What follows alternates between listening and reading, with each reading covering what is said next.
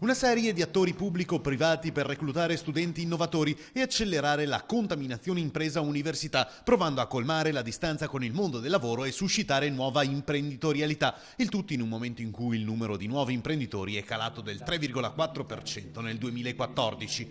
Questo è il senso del protocollo siglato da Giovani Confindustria Padova, Collegio Universitario Don Mazza, Comune di Padova ed ESU, nell'ambito di Minprendo Italia, l'incubatore di imprenditorialità ideato nella città del Santo nel 2009, che permette a giovani universitari di misurarsi con l'innovazione e di sviluppare idee nel cassetto degli imprenditori.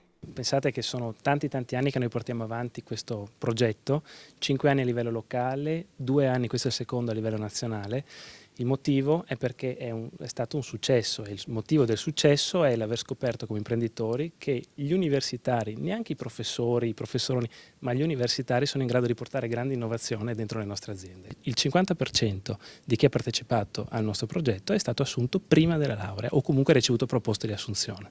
Sono 81 i progetti innovativi proposti dalle aziende di ogni settore e dimensione, anche multinazionali, per l'edizione 2015 di Minprendo. Di questi 29 dal Veneto e 17 da Padova.